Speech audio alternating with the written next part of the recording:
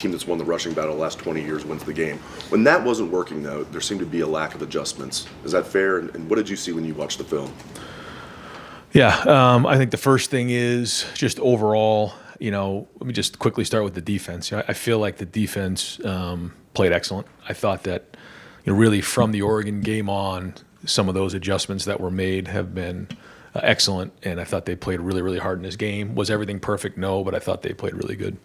I think when you look at the offensive side of the ball, it was not a good day. It wasn't a good day across the board on offense. And, some of that had to do with the coaching and some of the game planning that went on. There's no question that, we could have done a better job getting the ball to the perimeter. I think one of the key points of the game, though, is when you have 5 trips to the red zone and you only get 10 points. And, in those moments there, we had a couple missed field goals, we had an interception, we had the field goal, and we had the touchdown. And, we hadn't done that up to that point, and that was a big deal. So, and then on special teams, we had some other things that, we didn't execute very well. A couple, kicks that weren't fielded great down on the 7-yard line, which created coming out situations, and then we had the 2 missed field goals. So ultimately, that comes back on me as the head coach. Whether it's, the right guys being in the right spot, the recruiting part of it, the scheme, the coaching. So, that's on me. But I think when you look back on it, there's definitely ways that we could have got the ball to the perimeter. I think when you look at, I think we threw it 35 times in the game, which is, I think, Will's second most throws. But, that it certainly played into it being in the red zone and coming out.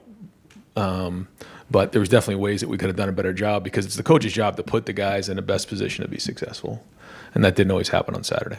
Real quick, rallying the troops now. You did it 2 years ago. I know you guys fell short against Georgia, but you really outplayed them for most of that game. How do you rally the troops this year? Well, we got a lot in front of us, and as much as this hurts, we got a chance to go play for a national championship. And when the dust settles, here we are, and we don't just turn around after a day and say, we're on to the next thing. That's not going to happen. But we've come in here, had some meetings. We're going to get out in the field today, move around a little bit. And so, it's almost like the NFL.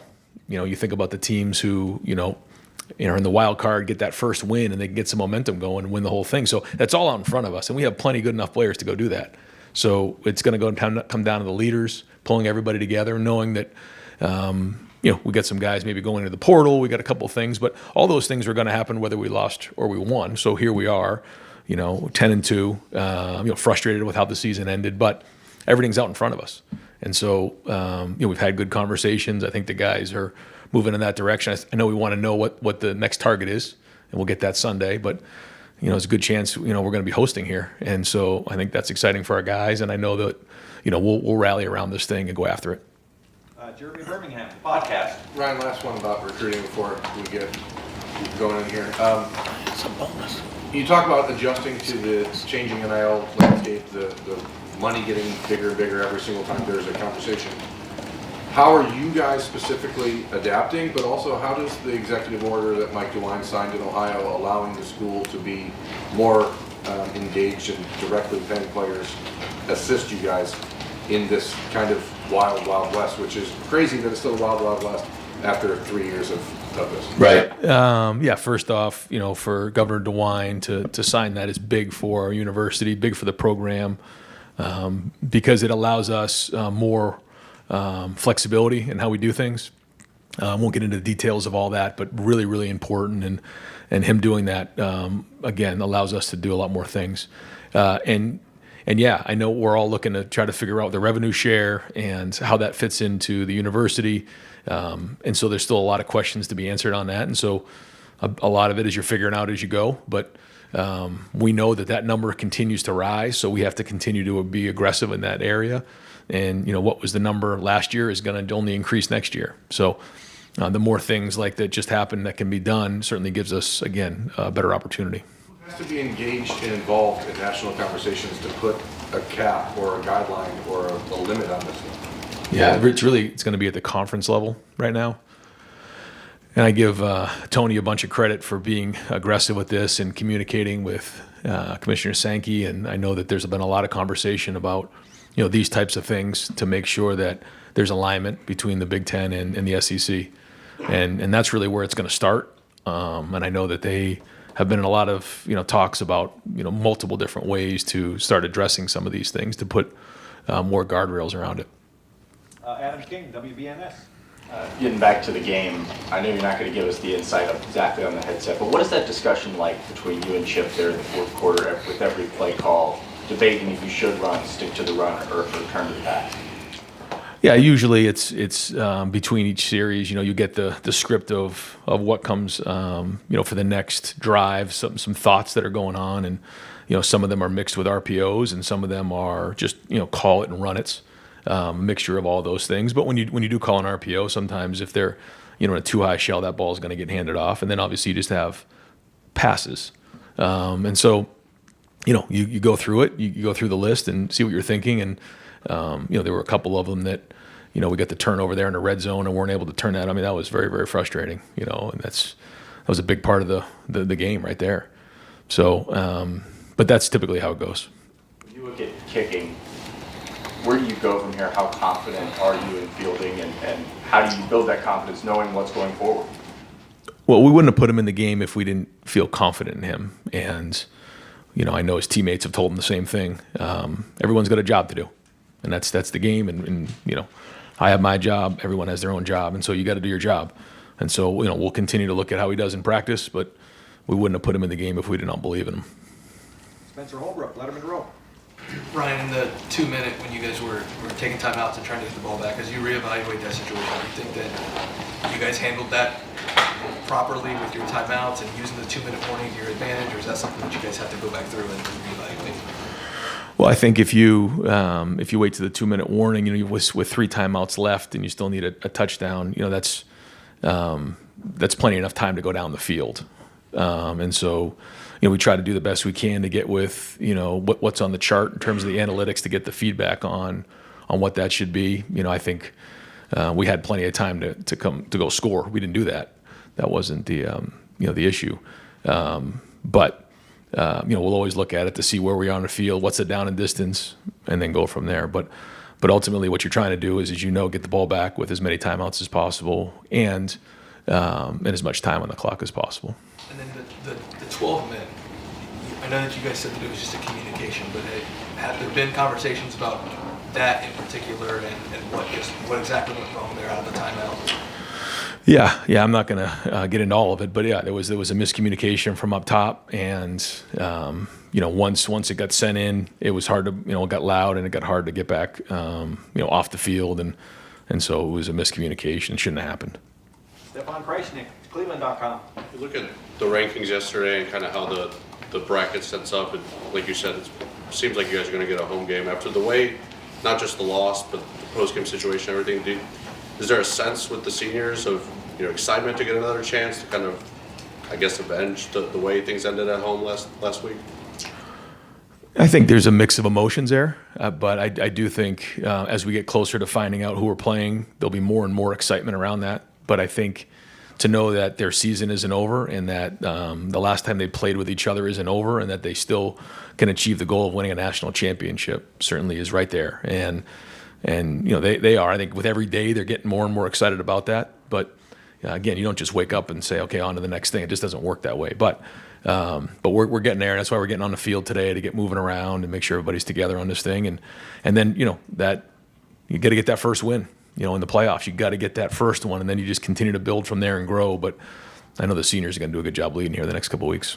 Dylan Davis, Delaware Gazette. Going back to the game plan. So going into it, the game plan, you thought that even with a makeshift offensive line, that you would be able to attack them in the middle, even though it's the strength of their defense. Are you saying now with the game plan going in that you felt comfortable with that? No. I mean, I think that there was definitely times where we did that, and that didn't turn out very well. But there's also other times we tried some other things as well. And I do think being in the red zone, coming out, certainly played into that, and some of those were part of RPOs. But there's no question that, the ball was run interiorly too much in the game. I think that's clear to see. Again, we did throw it, I think, 35 times, and, there were some plays to the outside. But, yeah, overall, just the percentage was too high of running the ball inside. It's clear. Did you find yourself involved in the play calling more so than you had at any point previous this year? Did you ever get involved in that at all? Or? I try to give my feedback and try to get involved the much I can on both sides. I click over on defense, I click over on offense, and try to do everything I can to help, to be a part of it. But ultimately, listen, I'm responsible. I'm the head coach, so that's where the buck stops. Rob Aller, Columbus Dispatch. And there's some speculation that after the first pick and then after he went to the 10th, that you guys weren't comfortable maybe throwing the ball as much. Is there anything to that you thought, well, we need to run a little more here because Will took that shot, or is that just not accurate at all? We go off of what the doctors say, and the doctors, felt like he was okay to go back into the game. And so in that moment, we have to trust that he is okay to do that.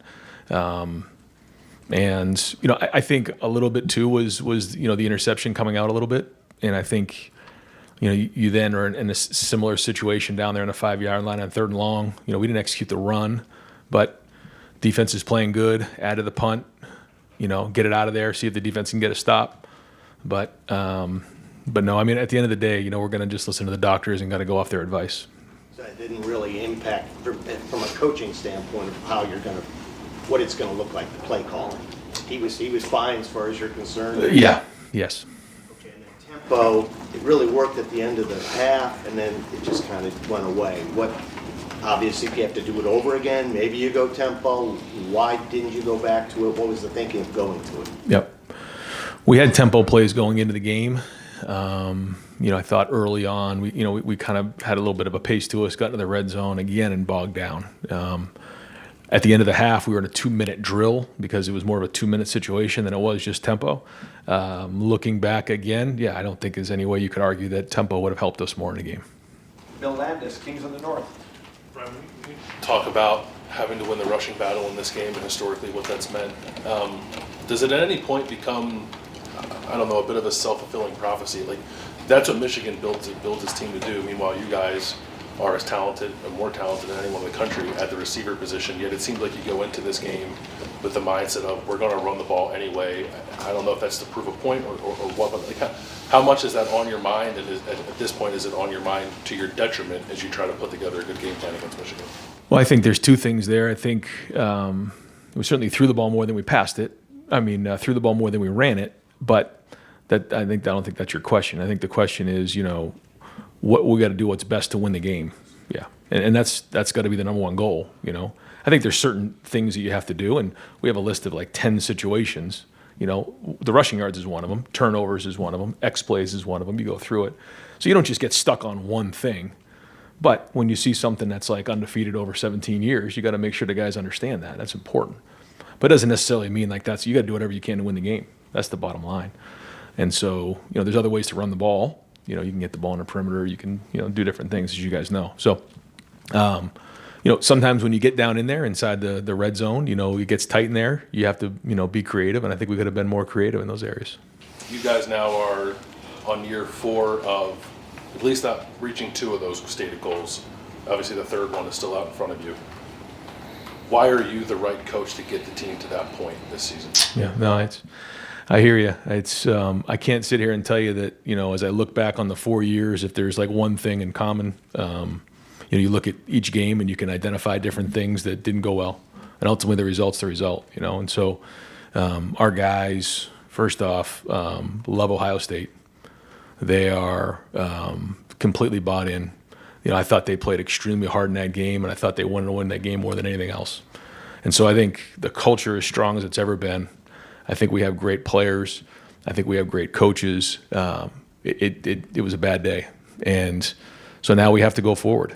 And we got to, and the mindset is go win the whole thing now. And that's it. Like, we can't go back and start, second guessing things at this point. Certainly you can imagine how that's happened here in the last, few days. But, we have to move forward. We have to focus on that. And, again, when you look at our type of guys, you look at the program, you look at, the way our guys compete, you look at, the way our guys develop, you look at, we won a lot of games. We're 10-2. Now, I know we didn't win this one in some key games, and that hurts.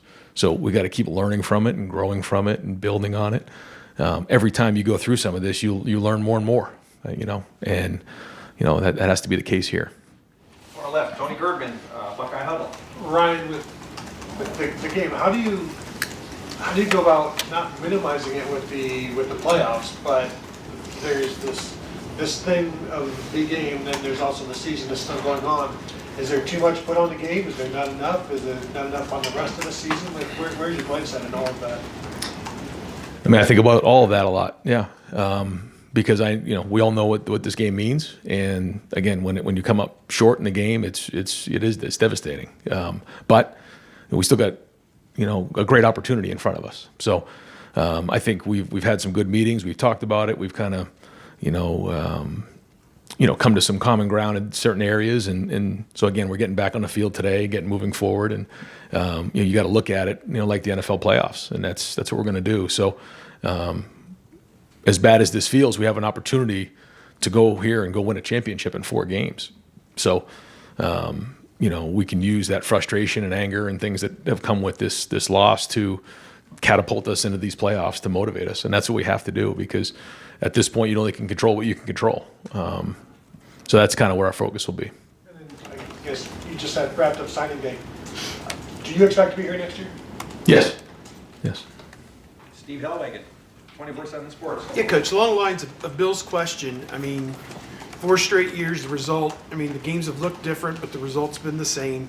Just, you're still in the middle of this season. I understand that completely, but as you get into the offseason and think about your approach and how you're going to go about your business, at some point, is there going to be an emphasis on, is this as simple as spending more money on the offensive line, finding the guys that you need to win in the Big Ten in November? Just what kind of things will you address, I guess, in the offseason so that, as you said before the game, this never happens again? Well, I felt like, we did some of that this offseason, when we, upgraded in some certain areas, and, and some of that was in the offensive line. But there's no question that, we have to win in there, in that game and in a lot of games. So, yeah, I mean, there's no question at the end of the season, you go through and you try to identify the areas that you got to get upgraded, you got to get fixed to go reach your goals. And so that'll get done again this year. Dan Holt, London Warriors. Ryan, just going back to, the goal stuff and the seniors, I mean, this is a senior class. You brought them in 2021. It was the highest rated class in history. They haven't achieved any of those 3 goals yet. Does that, make you feel a sense of pressure that you got to go accomplish something in this college ball playoffs so that this class leaves here or something? Yeah, for sure. Yeah, I mean, yeah, that's it. And these guys, again, we've said it all year. They came back for a reason. So yeah, when you lose this game, it is completely maddening and just frustrating and all the above. And so yeah, again, the good news is we still have a goal out in front of us. We still got a chance to go do something special here with this group. But the adjustments have to be made. In order to do that, we got to get the things fixed that didn't go well in that game. And, got to get that first win and then get some momentum from there, because, that's all we can do at this point. But yeah, to sit here and say that we're not frustrated or disappointed would not be true. It seems like you guys were playing with a ton of confidence, very freely against Indiana, and that just didn't carry over to Michigan. Why don't you think it carried over, and how do you get that back?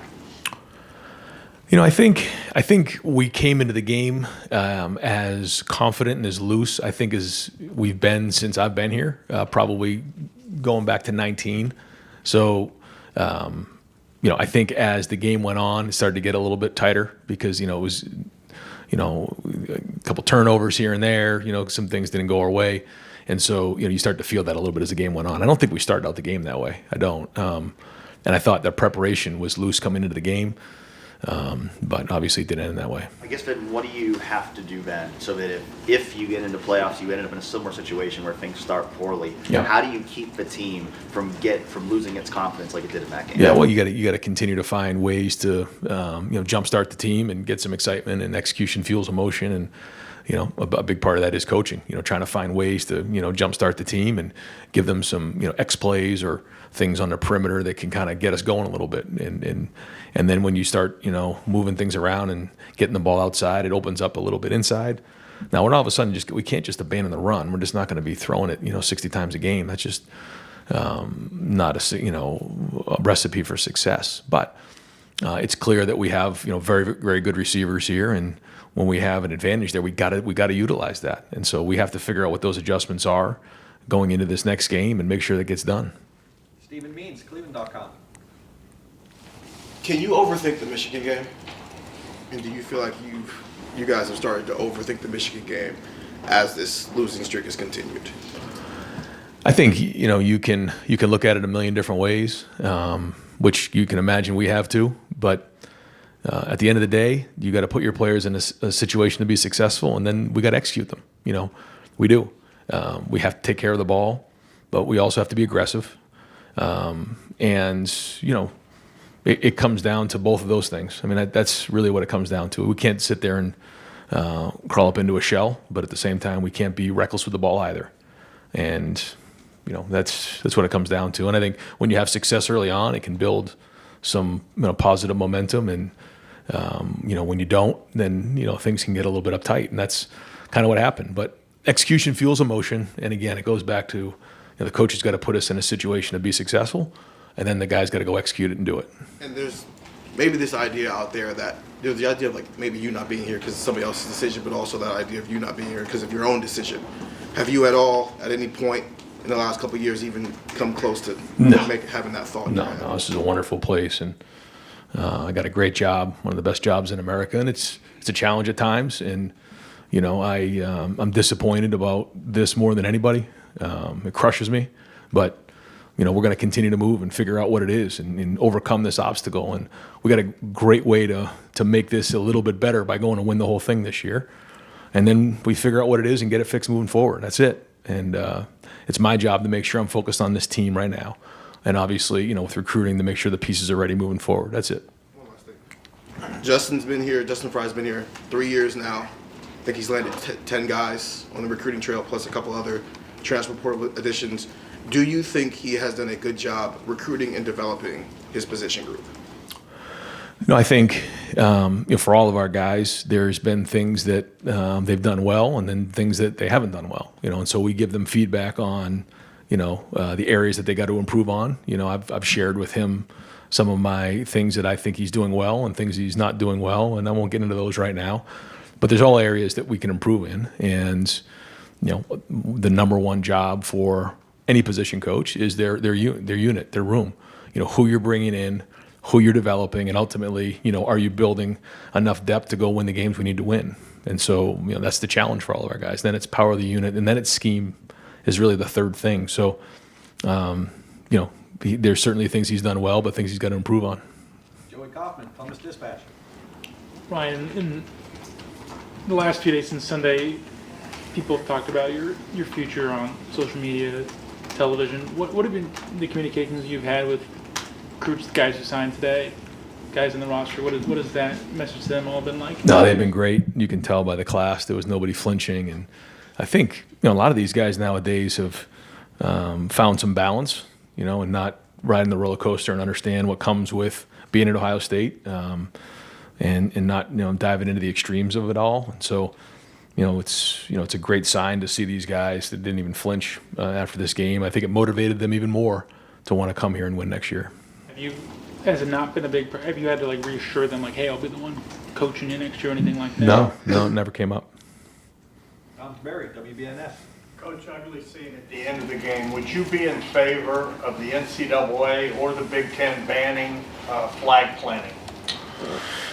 Yeah, obviously it's a touchy subject because of the way the game ended. But I think that's up for Tony and the guys at the Big Ten to decide and figure out what's best. We certainly don't want situations like that going on after the game. One other thing, with what we're kind of seeing, the professionalism of college football recruiting, how much more time do you spend now on the transfer portal?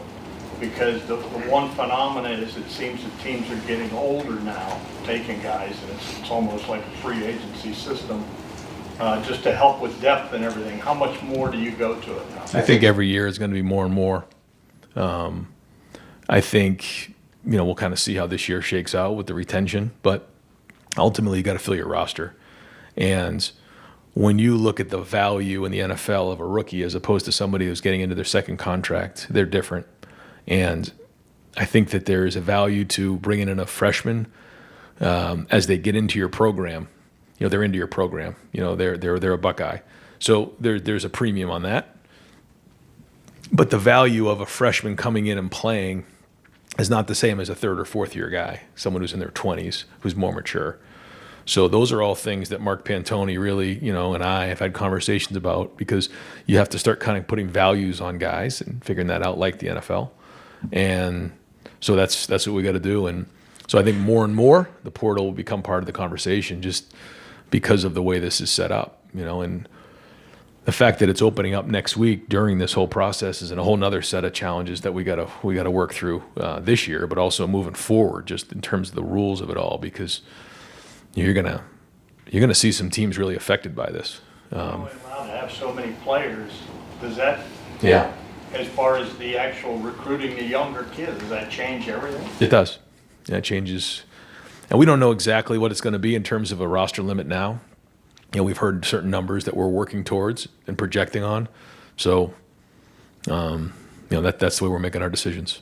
Austin Ward, the podcast. Ron, you have always said ultimately you're responsible. You've never hidden from that part of it, and you've said that the last few days have been full of second guessing. When you were thinking about that, is there any part of you that has lost confidence or self-belief that you are the right guy for this job? Yeah, no. But I hear what you're saying. Yeah, and if I was in your seat, I'd be asking the same question. But no, not at all. I go through every single thing that we do, and but there are things that you learn from, and just things that are absolutely maddening and frustrating. And I was in shock after the game. I really was. I never expected that to happen. And there was some things that happened in the game that I'm responsible for that can never happen again. I don't know how else to say it. And then other things that it's still a game of football. And certain things that are going to happen in the game affect the outcome. That's just how it goes. As much as we all want to win the game, we still got to play the game, and that's really what it comes down to. It sounds simple, but that's it. And again, we got great guys. We have great football minds. We have great talent. So again, nobody's more frustrated than me, but I know we're going to get this right. Bill asked you about this earlier with just getting ready for the playoff and you leading them into that, leading the Buckeyes into that. For any segment of the fan base or anyone who thinks they're out on Ryan Day, I know culture, a day like today and the signing class are all wrapped up into this. What would be your sales pitch to them? Yeah, I don't think I need to have a sales pitch, but I can say that I feel their frustration. I don't know what else to tell you. There's no way to defend losing 4 years in a row, but I know this: we're going to play really hard in this game. We're going to swing as hard as we possibly can, and we got a great group of guys, and so this is going to move on to this next challenge, and we got to go attack it with everything that we possibly have, and and that's about it. I get the frustration. I know what comes with this job, but we also, we've won a lot of games around here too. We've lost some key ones, I know, but we're right there, and we got to keep swinging at it. We got to keep cracking it. And sometimes when you're really, really close and you feel frustrated, you just got to push through, and that's what we're going to do. Tim May, let him in a row. Yeah, Ryan, following up on that, a lot of people in the out, a lot of people, I've gotten a lot of calls, but you have to play so many roles right now. You understand what I'm saying? And a lot of people want to know, what is that fire? Can you describe the fire in your belly that makes you worthy of being the Ohio State head coach? I'm not questioning, I'm just asking, because a lot of people, because you're so cordial to us, despite repeated questions about different things and stuff, but can you describe the fire in your belly that could erupt the next 4 weeks? Well, I think it starts with our guys, and when you talk about the motivation of anybody, it starts with the players, and that motivates all of our staff. I know it motivates me every single day to come in here and do everything we possibly can so those guys can achieve their goals. That's why you wake up in the morning.